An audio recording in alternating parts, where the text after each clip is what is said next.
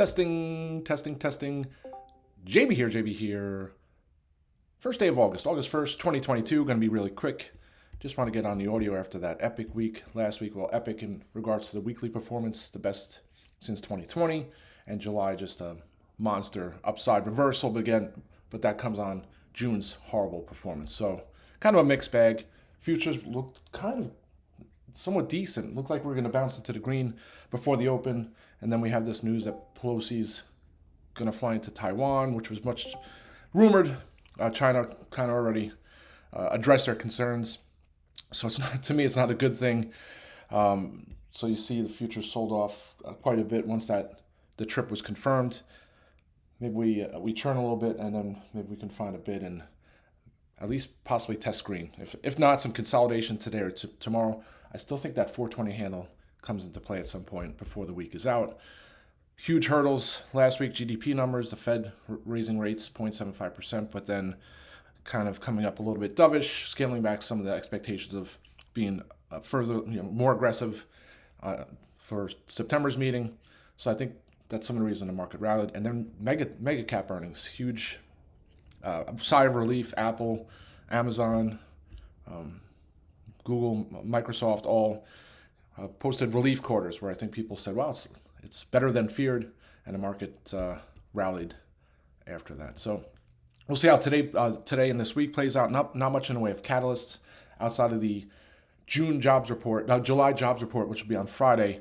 If there's a miss or a major miss on the jobs report, then the whole narrative will shift to maybe this is the start. We're not anywhere near the end of this downturn, and I think that would be could cause some serious diciness with the market. We could have a large pullback, especially if there's revisions to June's number and May's number. So certainly something to watch. We still have a lot of earnings. 1,500 companies reporting this week. I put on the watch list some of the names I'm watching. You have some of the bigger names. Let's see what I have here. Of course, I don't have it on tops, but you have AMD, PayPal, Square, AMC. I put AMC up there only because it's a highly watched name right now. Twilio, Fubo, Yeti, another name I've kind of passed on over the last year or so, and I wish I had kind of followed up on that. But I'm not really going to be trading any of those names. Wayfair, Jake posted it in the chat room over the weekend. Maybe that's an interesting setup, 30% short interest. The stock has gotten decimated as a slowdown from e-commerce. Just a name that back in COVID, I think in 2020, the stock was at $30 and it went from 30 all the way up to 300 pretty much nonstop. Now it's pretty much done the opposite. At some point it finds a bottom and rallies. The stock trades, I think it does $3 billion in revenues, and it's a $1.5 billion market. Let me just pull this up because I was looking last night and this morning. I said, well, it looks interesting. Yeah, it's a $5 billion market cap. It does $13 billion in revenue, so way off on that.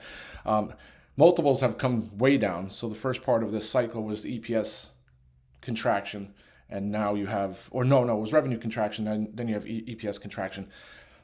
We'll see how this all plays out, but if Wayfair posts any kind of glimmer of hope that the bottom is in for that name, it could be up 30%. The thing is, the options are almost pricing a 30% move in regards to the premiums. The $68 strikes or $69 weekly strikes, so 5 days till expiration, are over $1, and the stock's at $53, $54. So 30% move, $15, 15 and change. That puts it right about $68, $69. So you're pretty much flat. So the play would be to try and get some calls for some upside move, maybe over to 60. The premiums go up, locks them in to cover costs, and go from there. So that's the thought process there on Wayfair. Not going to do too much there in regards to adding too much if I do add anything today. I talked about MITK on the watch list. That's a name I've watched over the years. The stock back in 2010 was a half a cent or a 10-cent stock. The company owns all the technology for depositing checks on your phone. So all the banks have to pay a cut to MITK for their technology for depositing checks. Obviously, checks are eventually they're going to go away. It's just going to happen at some point, whether that's in the next couple of years or 5 years, 10 years. Checks are going to be a thing of the past. But until that happens, MITK is going to make money. So that's their cash generating side of the business. And then the flip side is they're working on digital identification programs and solutions for folks looking to make sure there's no fraud and things like that. So that's the area that has a much larger total addressable market, and it's going to grow over the next 5 to 10 years. So that's where you look at MITK. Their bread and butter is eventually going to go away. So hopefully they can monetize and work on this digital identification platform and solution sector that they're trying to get into, so that once the check money stops coming in, they'll have, they'll still have a business. And it seems this last quarter they really started to turn the corner there. The stock went nuts on Friday as a huge beat, and it was a monster beat. Company is still growing 25% on a compounded annual growth rate. So just a great story. I'm not going to sit here and load the boat on calls at the open, but I think maybe this can go to 1250, if not higher, in the next week or two. The August strikes look somewhat attractive on a risk-reward basis, so I may look to get those. Clear, which I've talked about back in May, had some calls. I flipped for profits and hold the rest as it tanked. But ticker's YOU. They're going to announce earnings on August 15th. It's a great story, great fundamentals in regards to not much debt and plenty of cash. I think they have zero debt. If you take a look at the future of travel, Clear is probably the security of choice for TSA in airports. You use your retina scan or use your fingerprints. You get right through security, go right to the TSA agent. They just wave you through. Just a great solution. And then you have to look to the future, and the future of stadiums and entertainment venues, concerts. You have to think that people are going to embrace a technology that can, they can identify maybe threats. They can, identify people that are coming in.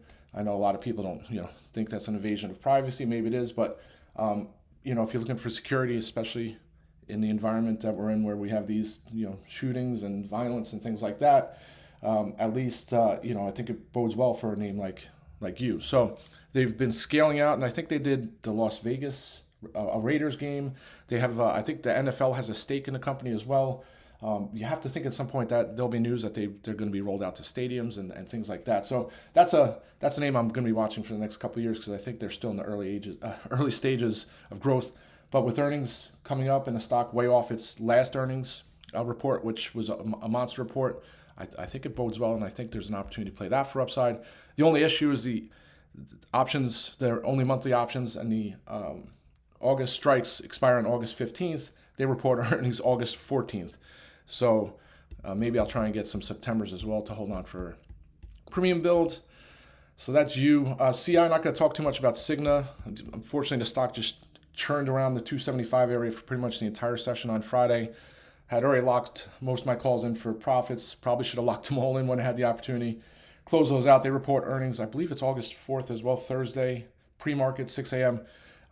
If they, post at least a decent quarter, named probably $290, $300. The stock was downgraded a couple weeks ago on the possibility that there was going to be a downturn in jobs, right? So if you're an employer and you have insurance, the more people that work for you, the more expensive it is to pay premiums and all that stuff, and that just bodes well for all these insurers.